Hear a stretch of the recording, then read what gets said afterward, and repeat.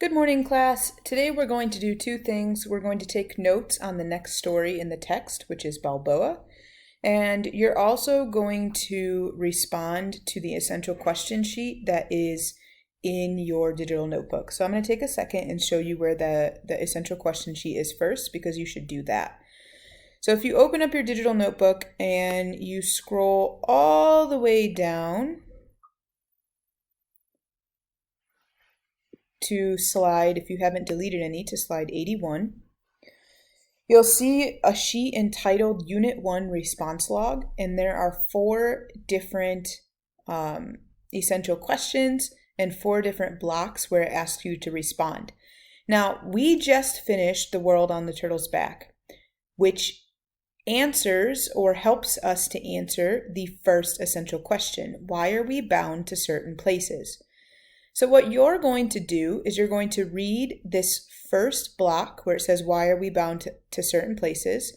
Consider the following in your response: the role of folk literature in a culture, the view of humanity expressed by the myth, and Iroquois beliefs and rituals that are revealed through the story. So take everything that you read in The World on the Turtle's Back, as well as the research that you conducted yesterday, and answer this essential question. Now, there isn't really a right answer, but you should make references to the text to support whatever it is that you're saying. Maybe not even just the text, but also real world, right? So you can make connections between what you're saying and the text that we read. You can make questions between what you're saying and the world around us, or even just yourself, right? So we have text to text, which is, so maybe your creation myth versus the one that we read in class. Text to world, so the different, or the response to this essential question and what goes on in the real world. And then text to self, this essential question and the connections to yourself, right? So the first thing you're gonna do is just pause this video, respond to this. This will be part of your notebook check that I do at the end of this week. And then you can go on and continue to the notes. So the next section of notes will be under a new tab. So if you scroll up in Google Classroom, in your notebook, and you go to slide 23, this is where the Balboa Notes begin. So go ahead, get yourself situated on slide 23, double click, and you can begin taking your notes. Now, as I mentioned earlier, the next story that we're going to read is called Balboa, and the essential question that goes with this story is what motivates people to explore the unknown. So as we read, we're going to try to answer this essential question. Take a second in the notes section of your notebook for Balboa and respond to this journal prompt. Is your image of yourself different from the image you want others to see? How so? Does this ever cause conflict with others or with yourself? So pause this video and take a few minutes to respond to that question.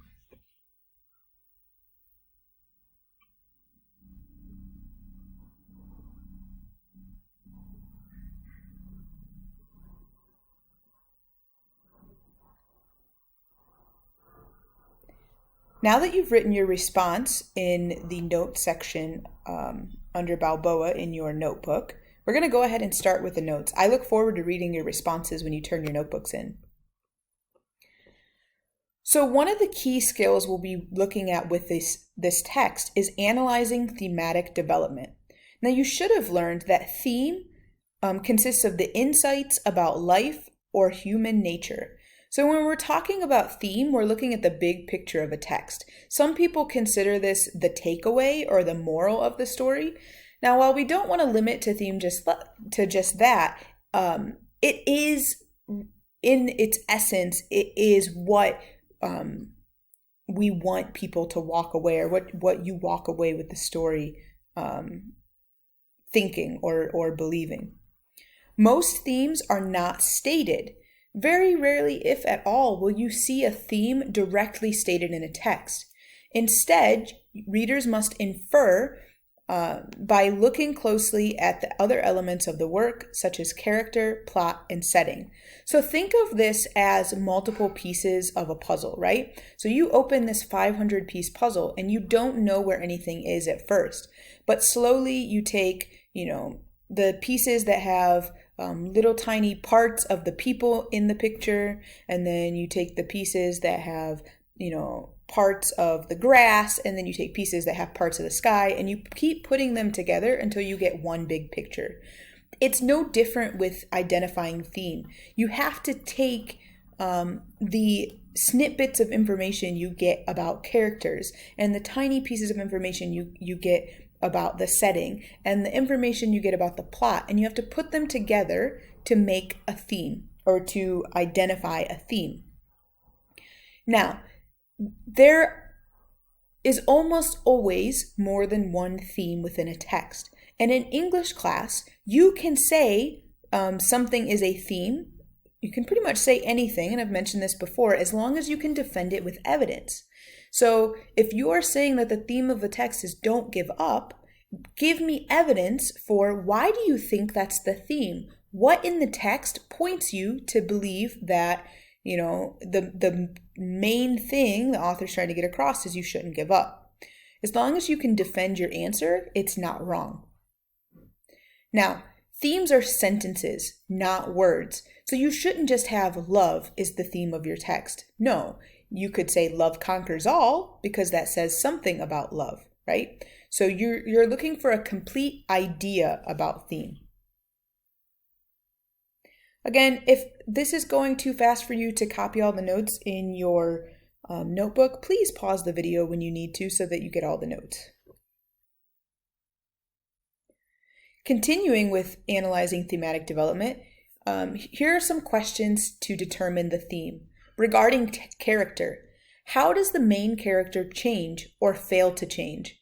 So think about your Disney characters, right?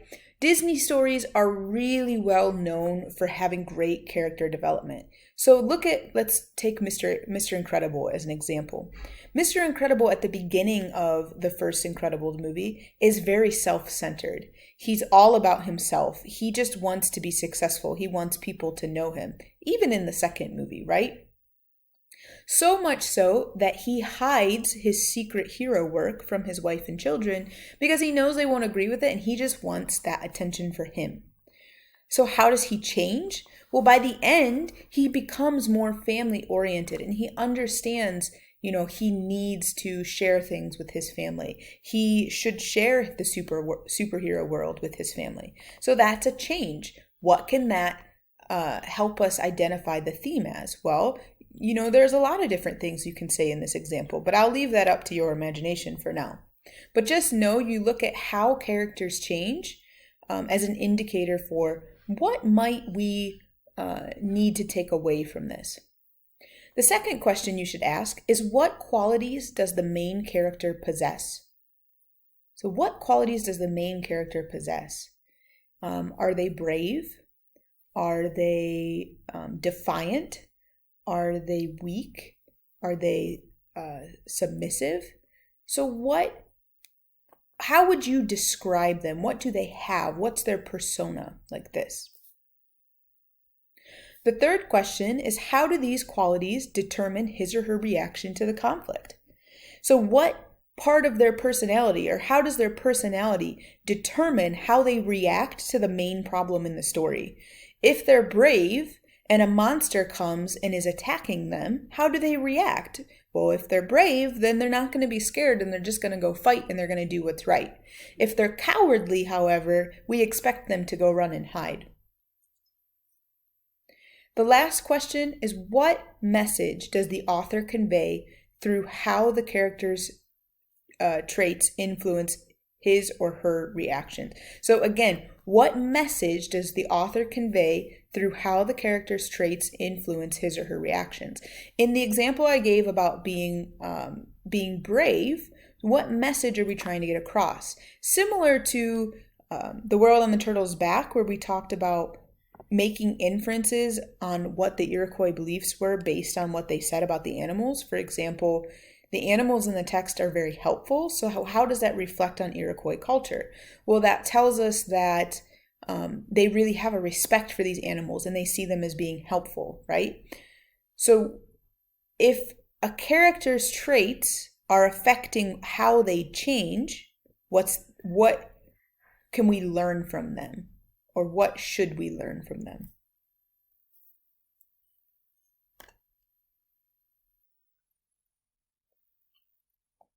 Next, we have plot. So questions to ask regarding plot are, what is the major conflict in the story? What is the main focus of the drama or the action? I would say in the Incredibles example that I gave earlier, it is when Mr. Incredible gets captured and his wife and children are trying to come get him, and he thinks they got exploded by a missile, right? That would be the climax for sure. But the major conflict in general is just that the superheroes can't be supers because society has banned them, right? So what is the driving conflict or problem in the story?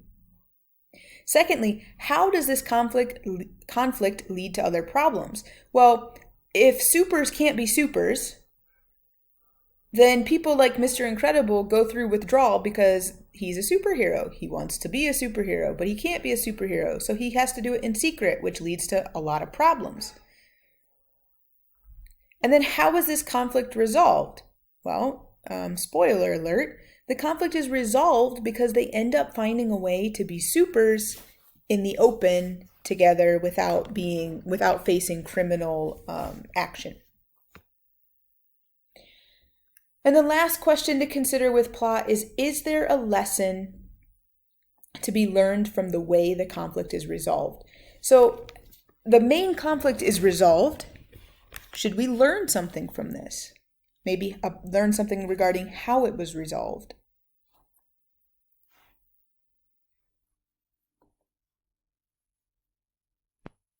Next, we're going to consider setting. So how does the setting contribute to the problem or challenge a character faces? In the example with Mr. Incredible is on an island. It's really hard to reach him. You need a private plane, which nobody has access to except Mrs. Incredible was able to pull some strings and finally get one. But nobody, if she had not been able to do that, nobody would have been able to rescue him, right? So that's an example of how setting contributes to the problem. What qualities does the character reveal as he or her interacts with the setting? Well, when we're talking about the island, maybe not with Mr. Incredible, but if we look at the children, how they approach the issues they face when they're alone on the island tells us a lot about who they are. So, they want to go and explore, and they're very curious, right? They're not timid. Even when faced with issues and cameras, like we learn that Violet's really smart because she notices that the bird is a robot, right? That's them interacting with their setting. And lastly, consider what theme might emerge from the way the character solves the problem. So what theme, based on how they solve the problem, could arise? Could have something to do with strength, could have something to do with collaboration or working together, something like this.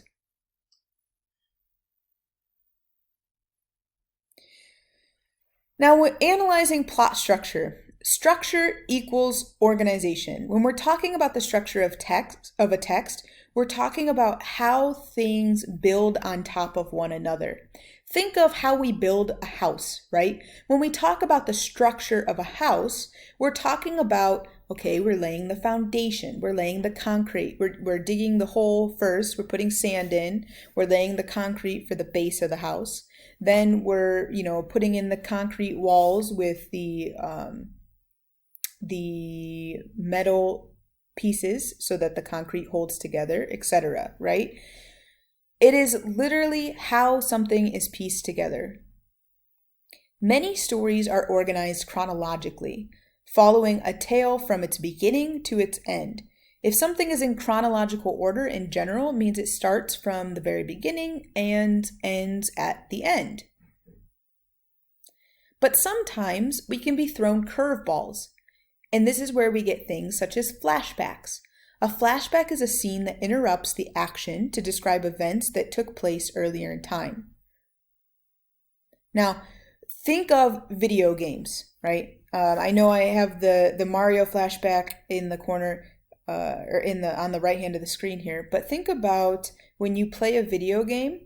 There's almost always, especially in an action video game, a flashback at the beginning of the game where it gives you the backstory of how you got where you are and why you need to do what you need to do. For example, the Call of Duty games always have flashbacks. They always have this, you're in some training session and, there was an explosion and aliens came, or whatever the version of Call of Duty you're playing, because there's so many of them now, just to give you some insight into what's happening. Now, flashbacks don't always happen in the beginning of text. They can happen anywhere. But just know that a flashback is taking us back in time. We're flashing back in time for a paragraph, a sentence, maybe a page or two, or maybe a chapter, right? But it's saying something that has already happened, like a memory. Flashbacks add important background information to help readers gain a new perspective on characters and their motives, understand the cause of events, or see the author's message more clearly. So they can do several different things. They can give us background information that help us, maybe understand a character or understand why we're doing something that we are. They can help us understand why something has happened. So if somebody was a very happy person as a child and then, somebody close to them dies and now they're all depressed, we're explaining why they're depressed. I guess a good example of this would be in the Harry Potter movies, Professor Snape. So Professor Snape is the harsh man that he is towards Harry Potter because Snape was bullied by Harry's father when they were in school, and he loved Harry's mother, which is why he has this love-hate relationship with Harry Potter, which we don't learn, of course, until, I think the last movie or second to last movie. And they can also help us see the author's message more clearly. So this is less the case in terms of being obvious, but sometimes we have a flashback that helps us indicate what message the author is getting across.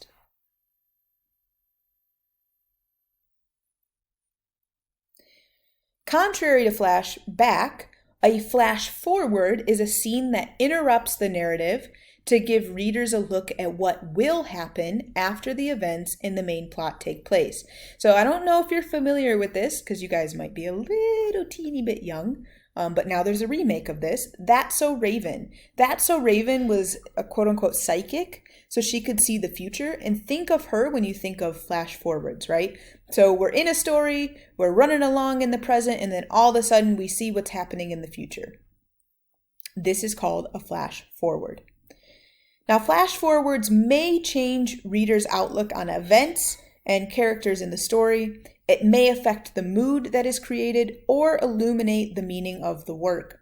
And what do we mean by illuminate the meaning of the work? It means it gives light or makes the purpose of why the story was written more clear.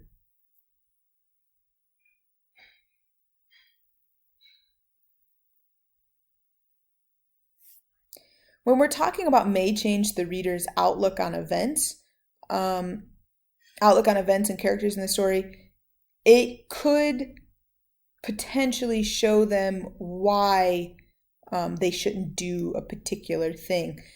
If you guys recall, this has been some years now as well, but Phineas and Ferb, there was a movie for Phineas and Ferb, and they go into the future, and the future is this dark, horrible place, or this alternative universe like this, and they see what will happen if, they don't do something, or Doofenshmirtz actually is successful, etc., right? That is a flash forward because, we come back to our normal self, and we see like, no, those things won't actually happen.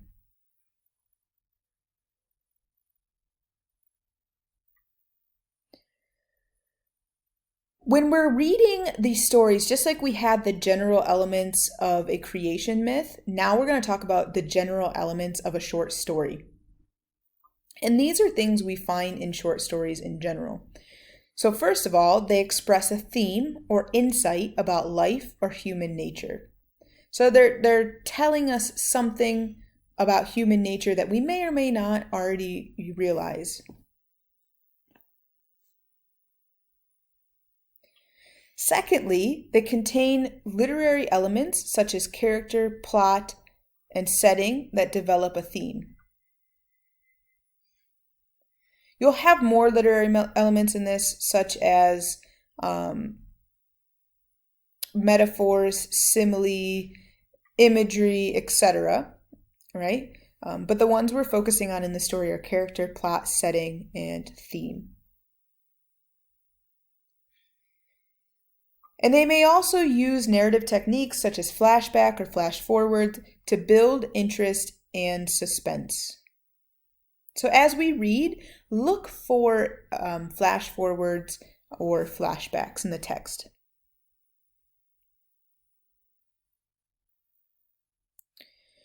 Your critical vocabulary for this story are these words below. What I want you to do is use the context clues in the sentence to determine the meaning of the word in bold print in each sentence. So I'm going to read through these sentences for you. In your notes, copy the sentence, and then underneath or to the side, if you want to put it in a table, that's fine. Write what in your own words what you think the definition to this word is. Now, I'm not asking you to look these words up. Again, I'm not asking you to look these words up. I'm asking you to use your context clues, which means use the words surrounding the vocab word to identify what you think this word means. So I'll read through these sentences for you so you know how to say each of the words. If a landscape is pristine, it looks. When a seedling protrudes from the soil, it. If someone supplants a leader, he or she. When there is a discord between siblings, the mood in a family is. The distinction between a blog and an online news source. For a camping trip, I need the following provisions. If a knight in a story cedes victory to his opponent, he. So go ahead and for some of these, you can just complete the sentence, for example, in the first one and in the seventh one. But for others, you're going to have to just use your context clues to write the meaning after the sentence or after the sentence fragment in some cases. I really hope that you enjoyed this lesson. We will pick up with our live Zoom meetings tomorrow, and we'll go over a couple things. We're going to practice context clues, and we're also going to begin reading. So I'll see you guys tomorrow in class. If you have any questions, please reach out to me via email or through Google Classroom. Have a great day.